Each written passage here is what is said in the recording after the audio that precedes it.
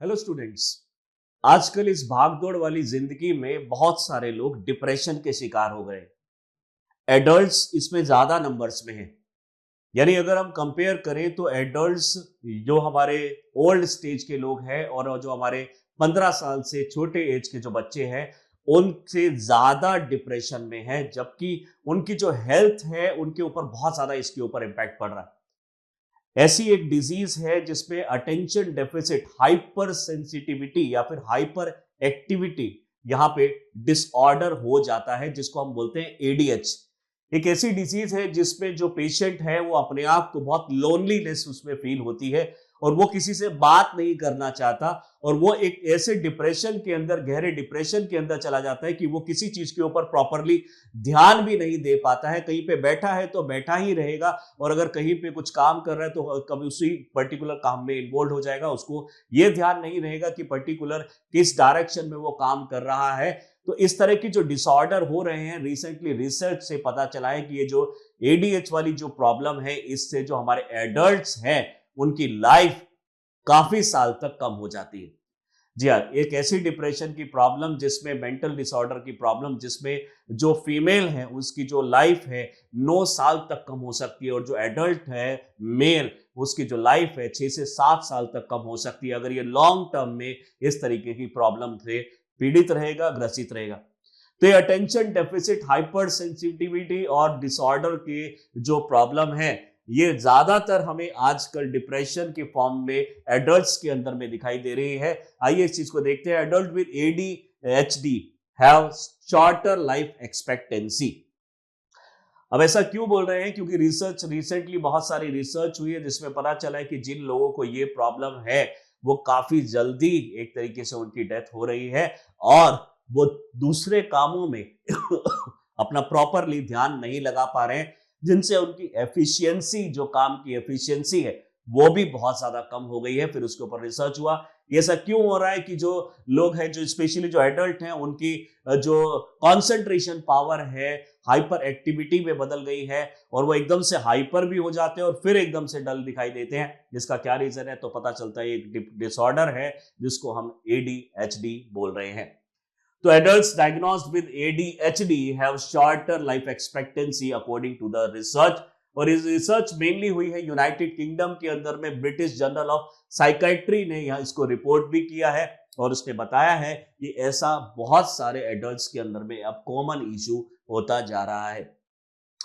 अगर हम इसको फर्दर देखें तो ये particular British journal of psychiatry ने बताया है कि ये कुछ लोग ऐसे हैं इन पर्टिकुलर जो डिजीज से ग्रसित है, जो कुछ लाइफ यानी कुछ साल पहले ही इस दुनिया को छोड़ के जा रहे हैं। Men with ADHD have a life expectancy shortened by 7 years।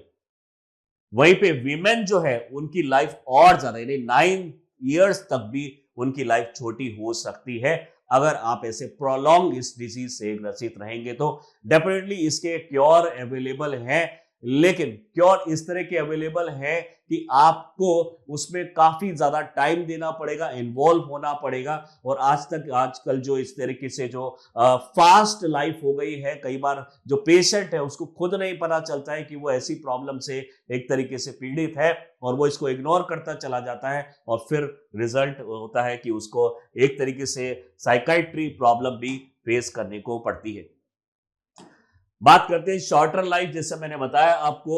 And ADHD itself is not the direct cause. ये डायरेक्ट कॉज नहीं है, ये एक इफेक्ट है।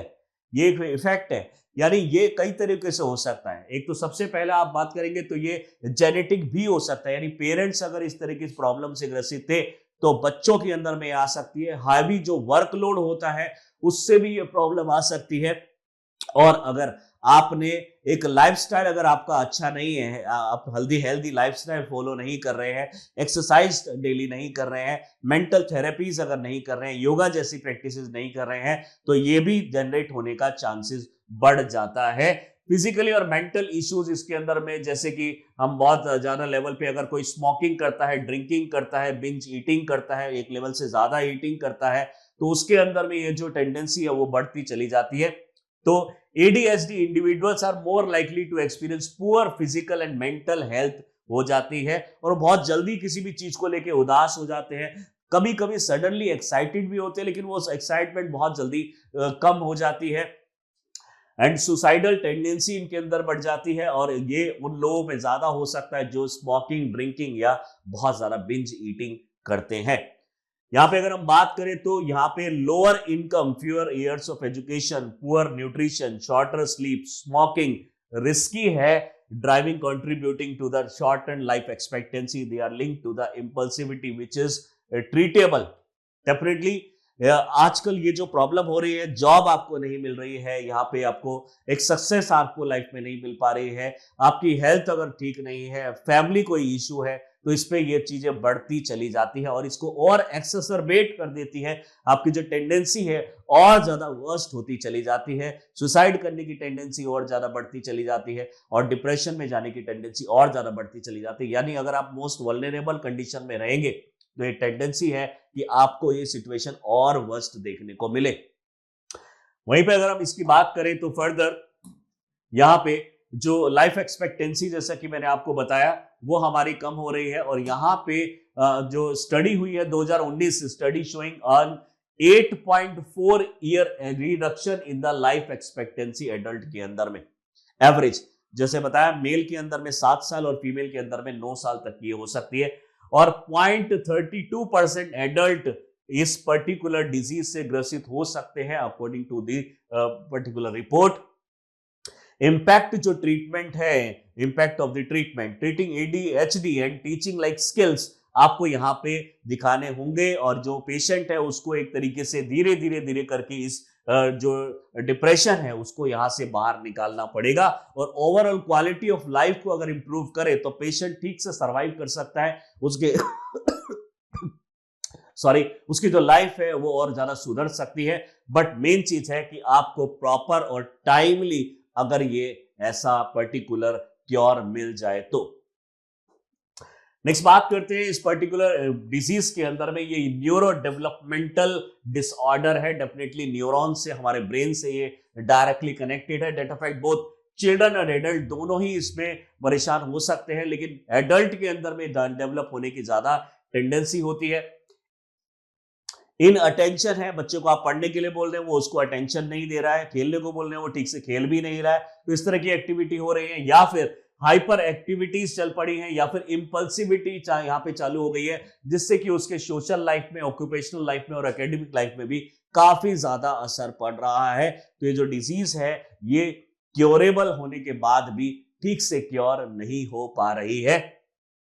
The exact cause is not fully understood, but several factors यहाँ पे इसके लिए रेस्पॉन्सिबल हो सकते हैं। एक तो हो सकता है कि बचपन से ही वो उसका जो मेंटल स्टेबिलिटी है वो सही ना हो, या फिर बोल सकते हैं कि जो जेनेटिक है यानी पेरेंट्स से ही इस तरह की प्रॉब्लम उसके साथ में आई है, या फिर एनवायरमेंटल फैक्टर्स हो सकते हैं। Prenatal exposure to the tobacco, alcohol और ड्रग लीड टू एक्सपोजर में इंक्रीज द रिस्क। यानी अगर जो प्रेग्नेंट लेडी है, मेल और फीमेल अगर हैं, जो यानी पेरेंट्स हैं, उनमें से कोई भी अगर स्मोकिंग करता है, बहुत बड़े लेवल पे अल्कोहल ज्यादा कंज्यूम करते हैं, तो इस तरह की जो एक्टिविटीज अगर बहुत ज्यादा की जाती है, स्पेशली जिस टाइम पे वो प्रेग्नेंट है फीमेल, तो उस टाइम पे ये टेंडेंसी ज्यादा हो जाती है कि बच्चों के अंदर में इस तरह के मेंटल डिसऑर्डर हो जाएंगे और या फिर हो सकते हैं। फर्दर अगर देखते हैं इसके अंदर में, तो इसके जो कॉजेज है एग्जैक्टली जो इन्होंने बताया है वो तो डेफिनेटली अभी कंफर्म नहीं हो गया है, बट डेफिनेटली इसके अंदर में जेनेटिक्स का एक बहुत बड़ा रोल है, ब्रेन स्ट्रक्चर का एक बहुत बड़ा रोल है, जो एनवायरमेंटल फैक्टर्स हैं उसका भी एक बहुत बड़ा रोल हमें इसके अंदर में देखने को मिल रहा है। इन अटेंशन इसके अंदर में हो जाती है, और जो हमारा जो इजीली डिस्ट्रैक्ट हो जाता है किसी भी चीज से, यानी आप पढ़ाई कर रहे हैं या फिर कोई भी बहुत इंपॉर्टेंट काम कर रहे हैं, अचानक से कोई आपको कॉल करता है और आप एकदम से उधर की तरफ डाइवर्ट हो जाते हैं और आप ये भूल जाते हैं कि आपको इस पर्टिकुलर काम भी कर रहे थे। हाइपर एक्टिविटी भी हो सकता है, रेस्टलेसनेस भी हो सकता है इसके अंदर में, आपको रात को नींद नहीं आ रही है, आप एक लेवल से ज्यादा ही एक्साइटमेंट कई बार दिखा रहे हैं और वो बहुत जल्दी खत्म भी हो रही है। या फिर इम्पल्सिविटी इसके अंदर में हो सकती है, इम्पेशेंट हो जाते हैं आप चीजों को लेके, and difficulty waiting for one's turn, यानी अपनी बारी आने के लिए बहुत ज्यादा एक तरीके से उत्साहित है, प्लस में आप उसको एक तरीके से आपको बहुत डिफिकल्टी हो रही है इसके अंदर में, आप किसी का वेट नहीं कर पा रहे, इम्पेशेंट हो गए हैं आप। और या फिर प्रिवेलेंस है is more common in diagnose in children with 5 to 7% of children affected globally. तो एक बहुत बड़ा डेटा है ये, लगभग 5 से 7% बच्चे इससे पीड़ित हो सकते हैं अगर टाइमली इस डिजीज को डायग्नोज नहीं किया गया तो। It is estimated that 3 to 4% of adult and experience ADHD though it often undiagnosed in the adult stage. यानी अगर एडल्ट स्टेज में सपोज कीजिए डायग्नोज कर लिया गया तब भी इसको क्योर किया जा सकता है, लेकिन ज्यादातर कंडीशन में तब पता चलता है एडल्ट में जब ये काफी देर हो चुकी होती है। और डेफिनेटली ये जो प्रॉब्लम है यहाँ पे एडल्ट्स के अंदर में एक बहुत बड़ी प्रॉब्लम यहाँ पे क्रिएट कर रही है। ADHD is diagnosed through a combination of behavioral assessment। Doctor जो होंगे और जो साइकेट्रिस्ट होंगे आपसे अलग अलग तरह के सवाल पूछेंगे, आप किस तरीके से उसका जवाब दे रहे हैं उसके थ्रू इनको आइडिया लगेगा कि आप किस तरह से कौन सी डिजीज से एक तरीके से पीड़ित है। क्लिनिकल इंटरवेंशन जो है, इंटरव्यूज है यहाँ पे लिए जाएंगे। रेटेड स्केलिंग यहाँ पे होगी, क्वेश्चन पूछा जा रहा है और किस तरह का आप आंसर दे रहे हैं, और ये जो उसकी फैमिली, टीचर्स, उसके आसपास पे काम करने वाले जो लोग हैं उससे पता किया जाएगा कि किस तरह का बिहेवियर रखता है, कैसी सिचुएशन में किस तरीके से एक्शन लेते हैं। Diagnosis is usually made by health care professional such as the pediatrician जो हो सकते हैं या फिर साइकोलॉजिस्ट। अगर बच्चे हैं तो डेफिनेटली पेडियाट्रिशियन चाहिए आपको, और अगर बड़े हैं तो साइकोलॉजिस्ट भी यहाँ पे काम कर सकते हैं। तो पीडियाट्रिशियन जो होते हैं और ये दोनों हमारे इसमें हेल्प कर सकते हैं। बात करेंगे एंजाइटी, डिप्रेशन, लर्निंग डिसेबिलिटी, और ये धीरे धीरे धीरे अब काफी ज्यादा हम लोगों में देख पा रहे हैं कि वो इस तरह से प्रॉब्लम में आ रहे हैं। यहाँ पे individual with this particular disease struggle with the time management, maintaining relationship and holding down jobs. Job जल्दी जल्दी उनकी छूट जाती है क्योंकि वो इतना ज्यादा अटेंटिव होकर काम नहीं कर पा रहे हैं। रिलेशन में है तो रिलेशन बहुत जल्दी से टूट जा रहे हैं, और यहाँ पे जो टाइम मैनेजमेंट है उनको करने में बहुत ज्यादा प्रॉब्लम होती है। अगर वो सोते हैं तो पूरे दिन फिर वो सोते रहते हैं, काम कर रहे हैं तो इस तरीके से इन्वॉल्व हो जाते हैं कि वो सोना कई बार भूल जाते हैं, जिसकी वजह से हेल्थ बहुत ज्यादा उनकी डिटीरिएट हो जाती है। Disorder can also contribute to lower self-esteem and academic underachievement। Definitely बहुत सारा कुछ अचीव नहीं कर पाएंगे लाइफ में, स्पेशली एकेडमिक में बहुत कुछ अचीव नहीं कर पाएंगे अगर इस तरह का मेंटल डिसऑर्डर आपके साथ में चल रहा है काफी टाइम से। तो बात करें मेडिकेशन की, कुछ मेडिसिन जो डिप्रेशन वाली मेडिसिन है वो अवेलेबल है, जैसे मिथाफिनिडेट आपके एप्लीकेबल है, यहाँ पे एम्फीटेरामाइंस यहाँ पे एप्लीकेबल है जिनको आप यहाँ पे प्रेस्क्राइब कर सकते हैं। नॉन स्टिमुलेंट्स भी यहाँ पे है, एटोमसेक्टिटाइन जो है यहाँ पे ये एप्लीकेबल है, बट सारी दवाई हर जगह टाइम पे नहीं दे सकते हैं। यानी यहाँ पे जो commonly describe to help regulate behaviour और अटेंशन के लिए है, और जो दूसरी मेडिसिन है हमारी एटोमसेटाइन जो है वो यूज कर सकते हैं स्टिमुलेट करने के लिए, आर नॉट इफेक्टिव और हैव साइड इफेक्ट अगर हो रहे हैं, यानी पुरानी अगर इफेक्टिव नहीं और साइड इफेक्ट हो रहे हैं तो इस तरीके से नॉन स्टिमुलेंट भी आप दे सकते हैं। यूपीएससी इस तरह की कई बार मेडिसिन भी पूछ चुका है, जैसे एड्स की मेडिसिन, कौन सी एड्स की मेडिसिन सबसे ज्यादा वर्ल्ड में चलती है, वो क्वेश्चन ऑलरेडी पूछा जा चुका है। ज़िडोवुडीन जो है हार्ट टेक्नोलॉजी के अंदर में highly active anti retroviral therapy, heart के अंदर में जो ज़िडोवुडीन दी जाती है वो ऑलरेडी पूछा जा चुका है, तो इसलिए ये आपको याद करना बहुत ज्यादा इंपॉर्टेंट है। बिहेवियरल थेरेपी यहाँ पे की जा सकती है पेशेंट की, ताकि उसके सिम्टम धीरे धीरे कम किए जा सके। पेरेंट ट्रेनिंग और स्कूल इंटरवेंशन भी इसके अंदर में हेल्प कर सकता है अगर पेशेंट को काफी टाइम पहले ही पता चल गया है। तो लाइफस्टाइल उसका एडजस्टमेंट अगर किया जाए, प्रॉपर हेल्दी लाइफ जिए और एक तरीके से स्मोकिंग, अल्कोहल, इन सब से बहुत सारा दूर रहे, और अगर ये हेल्दी लाइफ जिए, एक्सरसाइज करे, योगा करे, तो इसको काफी हद तक क्योर भी किया जा सकता है, मैनेज भी किया जा सकता है। इसी इंपॉर्टेंट टॉपिक से रिलेटेड एक मेंस के लिए आपके लिए क्वेश्चन लेकर आए। क्रिटिकली एग्जामिन कीजिए the finding of recent studies on ADHD, जो आपके जो डिसऑर्डर है, and its impact on life expectancy, जिसमें वो कम हो रही है। How do factors such as impulsivity, mental health, under diagnosis contribute to the reduced life expectancy in adult with ADHD? Suggest कीजिए measures to address these challenges।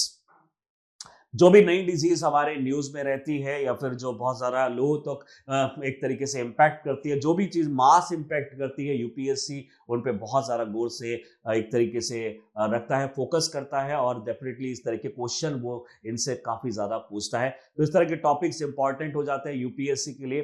और भी अगर आप चाहते हैं कि इस तरह की वीडियोस अगर देखना चाहते हैं तो do subscribe our channel Chahal Academy. Thank you.